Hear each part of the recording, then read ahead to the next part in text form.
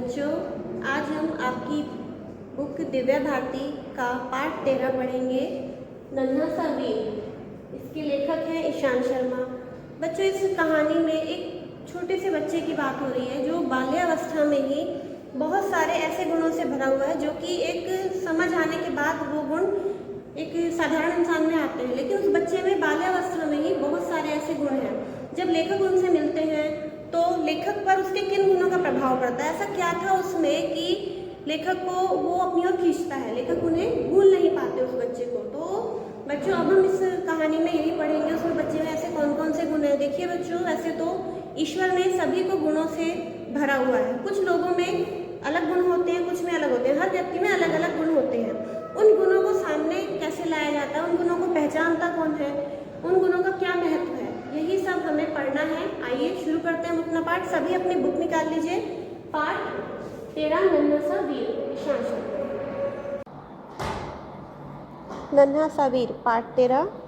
प्रस्तुत पाठ में एक ऐसे बालक की कहानी है जिसमें बाल्यावस्था में ही आत्मविश्वास, आत्मनिर्भरता, आत्मसम्मान कूट कूट कर भरा था। लेखक ने से वह कैसे मिला, लेखक उसे बार बार स्मरण क्यों करता है, उसके वे गुण जो साधारण बालकों, विशेष रूप से उस अवस्था के बालकों में प्रायः कम ही देखे जाते हैं, पाठ की विषय वस्तु है। तो देखिए बच्चों, क्या है पाठ में।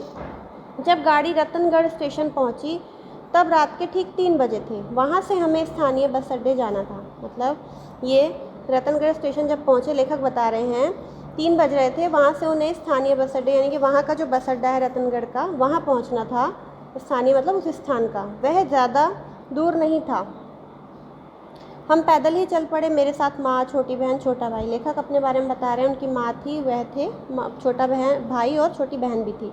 यद्यपि रात के 3 बजे थे, तथापि स्टेशन से बाहर निकलने पर कुछ चहल पहल थी। रात के 3 बजे भी जब वो स्टेशन से बाहर की तरफ चले तो वहाँ पर सड़क पर लोग चलते हुए दिख रहे थे। यह चहल पहल रिक्शा तांगे वाले की थी। कुछ लोग थे, रिक्शा वाले थे, तांगे वाले थे। थोड़ी दूर पर कुछ चाय वाले खोखा लगाकर बैठे थे। देखो, चाय वाले की दुकान भी उस समय खुली हुई थी। चाय वाले की जो दुकानें होती है छोटी छोटी, या पान वाले की, इन्हें क्या कहते हैं, खोखा। खोखा लगाकर बैठे थे। माँ के कहने पर हमने सबसे पहले चाय पीने का निश्चय किया। तो इनकी माँ ने कहा पहले चाय पियेंगे, फिर ये लोग चाय पीने चल दिए। अरे, मैं ये बताना तो भूल ही गया कि हम रतनगढ़ आए किस लिए थे। अब लेखक कहते हैं, मैं आपको बता दूं कि हम रतनगढ़ किस लिए आए थे। वास्तव में हमें रतनगढ़ से कुछ किलोमीटर दूर सालासर जाना था। सालासर जगह का नाम है। वहाँ के हनुमान जी के मंदिर की बड़ी भारी मान्यता है। चूँकि सालासर के लिए दिल्ली से हमें सीधी रेल न मिल पाई थी, अतः हमें रतनगढ़ होते हुए जाना पड़ा। तो देखिए बच्चों, रास्ता देखिए। सालासर जाने के लिए ये दिल्ली से पहले रतनगढ़ आए, क्योंकि सीधी ट्रेन नहीं थी, रतनगढ़ तक की ट्रेन थी, और रतनगढ़ से इन्हें बस पकड़ कहाँ जाना था, सालासर जाना था। वो हनुमान जी का बहुत माना हुआ मंदिर है सालासर में। सालासर जाके हमने बालाजी के दर्शन किए, पुनः रतनगढ़ लौट आए। देखो, ये लोग सालासर गए, वहाँ पे हनुमान जी के दर्शन किए, वापस चल दिए। वहाँ से हमें बीकानेर जाना था। आप देखिए, बीकानेर गए हैं वहाँ से। वहाँ मेरी मौसी रहती है, इनकी मौसी रहती है लेखक की बीकानेर में। जब हम रतनगढ़ लौटे तब 12 बज रहे थे। उस समय 12 बज रहे थे जब रतनगढ़ आए। मैंने स्टेशन जाकर पता किया तो पता चला कि बीकानेर जाने वाली गाड़ी 4 बजे जाएगी। इन्हें पता चला बीकानेर जाने वाली जो गाड़ी कितने बजे जाएगी, जब 4 बजे, और ये पहुंच चुके थे 12 बजे स्टेशन पे। हमने सारा समय स्टेशन पर बिताने का निश्चय किया, यानी कि इनके पास 4 घंटे अभी बाकी थे गाड़ी आने में। पहले हमने खाना खाया, फिर कुछ इधर उधर की बातें करने लगे। खाना खाकर ये लोग बातें करने लगे। तभी वहाँ एक छोटा सा लड़का आया। उसकी अवस्था 5 या 6 वर्ष से अधिक नहीं रही होगी। आते ही बोला, बाबूजी जूते पॉलिश करवाओगे। देखो, ये बता रहे हैं छोटे बच्चे के बारे में, 5-6 साल से ज़्यादा का नहीं था। उसने बोला, बाबूजी जूते पॉलिश करवाओगे। मैंने कहा नहीं। करवा लो बाबूजी, केवल 2 रुपये में। अब ये कहता है बच्चा कि सिर्फ 2 रुपये लूँगा, जूते पॉलिश करवा लो। नहीं नहीं, मेरे जूते बहुत चमक रहे हैं। लेखक ने कहा, बाबूजी पॉलिश करवा लोगे तो जो पैसे मिलेंगे उससे मैं अपनी माँ को कुछ खिला दूँगा। देखो, बच्चे ने बताया कि वो जूते पॉलिश कराने की ज़िद क्यों कर रहा है। इसलिए कर रहा है, उसका कहना है कि जब वो जूते पॉलिश करेगा, उसके बदले में जो उनको पैसे मिलेंगे उस बच्चे को, तो उससे वो अपनी माँ को खाना खिला देगा। यह सुनकर मेरा जी पसीज गया। देखिए, लेखक कहते हैं कि उसकी बात सुनकर मेरा जी पसीज गया, यानी कि उन्हें दया आ गई। मैंने उसे 20 रुपये का नोट देते हुए कहा, लो अपनी माँ को कुछ अच्छा खाना खिला दो। तो लेखक ने उसे 20 रुपये का नोट दिया, जूते पॉलिश नहीं करवाए, और उस बच्चे से कहा कि जाओ अपनी माँ को खाना खिलवा दो। वह कुछ क्रोधित सा होता हुआ बोला, तो वह गुस्से में भर गया वो बच्चा। इतना सुनकर वो बोलता है, बाबूजी मुझे भीख नहीं चाहिए, मैं अपने परिवार का पेट मेहनत करके पालना चाहता हूँ, आप पॉलिश करवा लें, बदले में मुझे केवल 2 रुपये चाहिए, 20 नहीं। ये बोलता है बच्चा। देखो बच्चे ने 20 का नोट लेना स्वीकार नहीं किया, उसे गुस्सा आ गया। उसने उसे बोला लेखक को कि मुझे भीख नहीं चाहिए, मैं मेहनत करके पैसे कमाना चाहता हूँ, सिर्फ 2 रुपये लूँगा पॉलिश के बदले में, 20 रुपये नहीं चाहिए मुझे। इतने छोटे से बालक में इतना स्वाभिमान! देखो बच्चों, उस बच्चे में इतना स्वाभिमान था कि उसे फ्री में पैसे लेना बिल्कुल भी बर्दाश्त नहीं हुआ। मुझे बड़ी हैरानी हुई उसका उत्तर सुनकर। मुझसे अब कुछ कहते ना बना। मैंने अपने और भाई के जूते पॉलिश करने के लिए उसे दे दिए। वह पॉलिश करने बैठा तो मैंने उससे पूछ लिया, तुम्हारा नाम क्या है? दीनानाथ। वह पॉलिश की डिब्बी खोलता हुआ बोला। उस बच्चे ने जवाब दिया, मेरा नाम है दीनानाथ। दीनों का नाथ इस दशा में, दीनों का नाथ इस दशा में, मैंने भाग्य, प्रारब्ध होता है भाग्य, भाग्य को मन में कोसते हुए बोला। भाग्य भी हमारे साथ कैसा कैसा व्यंग मजाक करता है कि दीनों का नाथ अनाथ घूमता है और गरीब दास महलों में ऐश करता है। देखो बच्चे का नाम दीनानाथ था तो लेखक परेशान हो गए, भाग्य को कोसने लगे कि ये बच्चा जिसका नाम दीनानाथ है उसकी ये हालत है, इतना गरीब है वो। जो गरीब दास नाम के होते हैं वो महलों में राज करते हैं। मैंने फिर पूछा, कहाँ रहते हो? बच्चे ने कहा, यहीं स्टेशन से थोड़ी दूर मेरी झोपड़ी है, वहीं रहता हूँ। वह जूते पॉलिश कर रगड़ता हुआ बोला। वो पॉलिश कर रहा था और लेखक की बातों का जवाब दे रहा था। तुम पढ़ने भी जाते हो, केवल पॉलिश करते हो? मैंने बेंच पर बैठते हुए पूछा। उसने कहा, नहीं, लापरवाही से जवाब दिया। कैसे पिता है तुम्हारे, वे तुम्हें पढ़ाने की बजाय तुमसे जूते पॉलिश करवाते हैं? मैंने भी क्रोधित होकर पूछा। मेरे पिता नहीं है, बस माँ है। उस बच्चे ने बहुत शांत सा जवाब दिया। जब पिता है ही नहीं, माँ है। ओह, क्या हुआ था उन्हें? वो सामने पटरी देख रहे हो, उसी पर वे एक इंजन के नीचे आ गए थे। तब बच्चे ने बताया कि उसके पिता का निधन देखो कैसे हुआ, पटरी में गाड़ी के नीचे आ गए थे, इंजन के नीचे। कब? माँ कहती हैं तब मैं बहुत छोटा था। और तुम्हारी माँ? वह किसी के घर में बर्तन मांजती है पर आजकल बीमार है। देखो ये बच्चा बताता है कि माँ इसका पालन पोषण करती है, पिता नहीं है। माँ दूसरों के घरों में बर्तन मांज के इसको पालती हैं, लेकिन आजकल बीमार है इसलिए वो काम पर नहीं जा रही है। उसकी ये बात सुनकर मुझे प्रसाद जी के छोटे जादूगर का स्मरण हुआ। बच्चों, जयशंकर प्रसाद जी की बहुत अच्छी कृति है, रचना है जो छोटा जादूगर, उसमें भी कुछ इसी तरह का विवरण है बच्चे का। तो लेखक को याद आ जाता है ये सुनकर, उसमें और इसमें कितनी समानताएं, वही स्वाभिमान, वही प्रतिकूल परिस्थितियां, वही पिता के स्नेह और छाया से वंचित बालक। तो ये बताते हैं कि दोनों बालकों में कितनी प्रतिकूल एक जैसी परिस्थितियां हैं। पिता के स्नेह मतलब दोनों के पिता नहीं है, वंचित हैं पिता के प्यार से।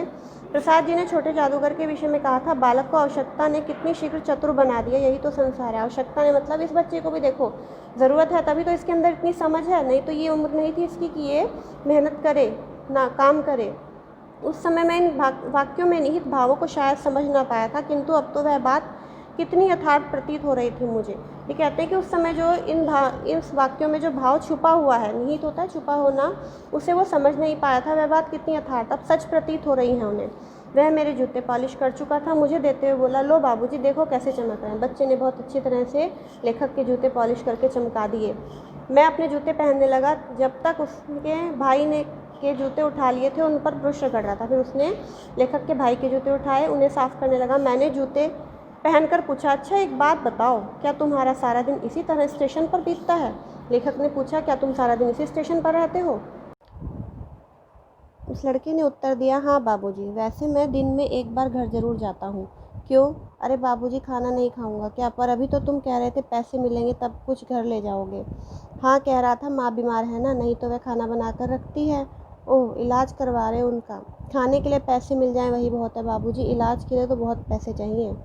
फिर भी कुछ दवा तो दिलवाई होगी। हाँ, पास ही सरकारी डिस्पेंसरी है, वहाँ से दवा ला देता हूँ। अब तक भाई के जूते भी पॉलिश हो गए थे। उसने जूते उसे पकड़ा दिए। मैंने जेब से 5 का नोट निकाला और उसे दे दिया। उसने अपने झोले से 1 रुपये का सिक्का निकाला और कुछ गर्वित सा होते हुए कहा, लो बाबूजी। मतलब देखो बच्चे का 4 रुपये का हिसाब हुआ तो लेखक ने उन्हें 5 रुपये दिए तो उसने 1 रुपये वापस कर दिया। मैंने सिक्का पकड़ा ही था, वह झोला उठाकर तुरंत 9-2-11 हो गया। 9-2-11 हो जाना, भाग जाना। मैंने सोचा शायद माँ से मिलने को उत्सुक होगा। उत्सुक का अर्थ होता है बेचैन। लेखक को लगा शायद वो अपनी माँ से मिलने का इच्छुक है, बेचैन है। उसके बाद मैं स्टेशन पर इधर उधर घूमता रहा, लेखक बता रहे हैं, पर रह रहकर उसी की याद आती रही कि इतना छोटा सा बालक इतनी जल्दी बड़ा हो गया। लेखक उसी की बातों के बारे में सोचते रहे। 4 बजे गाड़ी आई और हम बीकानेर चले गए। हम हफ्ते भर वहाँ रहे, फिर दिल्ली वापस लौटने का कार्यक्रम बनाया, लेकिन वहाँ भी यदा कदा उसका स्मरण हो ही आता, यानी कि कभी कभी उन्हें वो बच्चा याद आ जाता। जिस दिन हम सुबह गाड़ी में बैठे तो अचानक उसका स्मरण हुआ आया। जब गाड़ी रतनगढ़ स्टेशन पहुंची तो मैं खिड़की के बाहर देखने लगा। मेरी नज़रें उसे ही ढूंढ रही थी। देखो बच्चों, जब वो वापस उस स्टेशन पर आए तो उन्हें फिर से वही बच्चा याद आ रहा था। वो उसे ढूंढ रहे थे। वह मुझे कहीं दिखाई नहीं दिया। मैं गाड़ी से उतरकर उसे ढूंढने लगा। तभी मुझे उसकी पेटी दिखाई दी। वह एक बेंच के समीप रखी थी। मैं उसके पास गया। अचानक वह आया और मुझे देखते ही उछल पड़ा। अरे आप यहाँ, आप तो चले गए थे ना। हाँ, तुमसे मिलने आया हूँ। मुझसे? हाँ, तुमसे। क्यों? इस क्यों का मैं कोई उत्तर नहीं दे सका। बात बदलते हुए बोला, अच्छा कहाँ गए थे तुम? गए हुए थे तुम? मैं उधर इन बाबूजी के जूते पॉलिश कर रहा था। उसने एक व्यक्ति की ओर इशारा करते हुए कहा। तुम्हारी पेटी तो यहीं पड़ी थी, कोई उठाकर ले जाता तो? कौन लेकर जाता, और ले जाने को इसमें रखा भी क्या है? क्यों, इसी से तो तुम्हारी जीविका चलती है। जीविका का अर्थ होता है बच्चों रोजी रोटी, कि तुम इसी से रोजी रोटी कमाते हो अपनी। वह बात बदलते हुए बोला, अब आप कहाँ जाएंगे बाबूजी? उस बच्चे ने उससे लेखक से प्रश्न किया। लेखक ने कहा, दिल्ली, वही मेरा घर है। अरे यह तो बताओ, अब तुम्हारी माँ कैसी है? पहले से ठीक है। इलाज करवा रहे हो? हाँ। मेरे दिल में फिर दया उभर आई। मैंने जेब से 100 का नोट निकाला और उसे देना चाहा। मेरे हाथ में 100 का नोट देखकर बोला, बाबूजी पॉलिश करवाओगे? मैं उसकी बात समझ गया। मैंने झट अपने जूते उतारकर उसे दे दिए। पॉलिश करते समय मैं चुप ही रहा। शायद वह मेरा विचार भाप गया था। मतलब वो समझ गया था कि लेखक उसे पैसे देना चाहते हैं, कि मैं उसे 100 रुपये देना चाहता हूँ। शायद इससे उसके स्वाभिमान को चोट पहुँची थी। फिर भी पॉलिश करवाने के बाद मैंने उसे 100 रुपये का नोट देते हुए कहा, लो, मेरे पास खुले नहीं है, शायद तुम्हारे पास भी ना हो, तुम इसे रख लो। उसने मेरे हाथ से 100 का नोट लिया और भागता हुआ चला गया। मैं स्तब्ध रह गया। स्तब्ध का अर्थ है सुन। लेखक सुन देखते रह गए कि वो एकदम 100 रुपये का नोट लेके भागा चला गया। तभी इंजन ने सीटी दी। तभी ट्रेन की सीटी बज गई। मैंने इंतज़ार करना उचित नहीं समझा और अपने डिब्बे की ओर चल बढ़ा। मैं डिब्बे में चढ़ ही रहा था कि गाड़ी चल पड़ी। अचानक मुझे उसकी आवाज़ सुनाई दी। वह बाबूजी बाबूजी कहता हुआ दौड़ा चला आ रहा था। जब वह थोड़ा नज़दीक आया तो मैंने पूछा, क्या बात है? वो बोला, आपके 98 रुपये। मैंने कहा, तुम रही रख लो। नहीं बाबूजी, मुझे केवल अपनी मेहनत के पैसे चाहिए। देखो बच्चों, इस छोटे से बच्चों में कितना स्वाभिमान है। लेखक उसकी मदद करना चाहता था। उन्होंने उससे बोला कि मेरे पास खुले नहीं हैं। वो तुरंत उनके हाथ से नोट लेकर खुले कराने चला गया और अब वो ट्रेन के पीछे भाग रहा है कि आप अपने 98 रुपये वापस ले लो। जब लेखक ने कहा तुम रख लो तो उसने मना कर दिया कि मैं सिर्फ मेहनत के पैसे ही रखता हूँ। मैं जानता था कि वह रुपये नहीं रखेगा। वह रेल के साथ साथ दौड़ रहा था। रेल की गति बढ़ रही थी। ट्रेन भी चल रही थी, वो भी दौड़ रहा था। मैंने हाथ बढ़ाकर उससे रुपये ले लिए। रुपये लेते ही उसने दौड़ना बंद कर दिया और वहीं से हाथ हिलाकर मुझे विदाई देने लगा। जब तक ओझल न हो गया मैं उसे देखता रहा कि जब तक वो दिखना बंद नहीं हुआ। लेखक उसकी तरफ देखते ही रहे। उसका वह नन्हा सा चेहरा आज भी मेरी आंखों के सामने आ जाता है। कितना तेज था उस चेहरे में, कितना स्वाभिमान था, कितना आत्मनिर्भर रहने की लालसा थी। सचमुच वह एक नन्हा सा वीर था जो ज़िंदगी के थपेड़ों, मुसीबतों और कठिनाइयों का सामना वैसे ही वीरता से कर रहा था जैसे कोई सैनिक युद्ध में करता है। थपेड़ों का अर्थ होता है बच्चों आघात, कि जिस तरह से देखो उसकी ज़िंदगी में कितनी मुसीबतें थी। पिता उसके थे नहीं, माँ थी जो खुद दूसरों के घरों में बर्तन मांजती थी, गुजारा करती थी, इसका भी पालन करती थी। अब वो बीमार थी, उसका इलाज भी करा रहा था अपनी माँ का और घर भी चला रहा था। कितना छोटा बच्चा था। बच्चों देखो, चाहता तो ये 100 रुपये रख लेता, लेकिन इसमें स्वाभिमान था, खुद की एक रिस्पेक्ट थी, सेल्फ रिस्पेक्ट। इस वजह से इसने 98 रुपये वापस किए। और कोई होता तो वापस नहीं करता, खुशी से रख लेता, जबकि इसने नहीं लिए। इसने सिर्फ उतने पैसे लिए जितनी इसने मेहनत की थी। देखा बच्चों, कितना अच्छे गुण हैं इसके अंदर। इसी तरह से हमें भी इससे सीख लेनी चाहिए और इसी तरह से हमें अपने अंदर अच्छे अच्छे गुण लाने चाहिए। स्वाभिमान हमारे अंदर होना चाहिए, आत्मनिर्भर होने के हमारे अंदर समझ होनी चाहिए, लालसा होनी चाहिए। कभी भी कोई गलत कार्य नहीं करने चाहिए।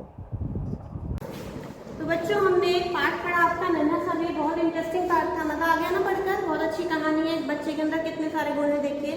अब हमें सबसे पहले क्या करना है, कॉपी में पाठ 13 नन्हा सा वीर और कठिन शब्द पहले पेज पर करने हैं। पहले आपको ये कठिन शब्द अपनी नोटबुक में उतारने और इन्हें करने की प्रैक्टिस भी करनी है, बोलने की, लिखने की। फिर शब्द अर्थ करेंगे, उसके बाद जो मैं आपको प्रश्न उत्तर दूंगी उसे आप करेंगे, ठीक है? तो सबसे पहले कठिन शब्द।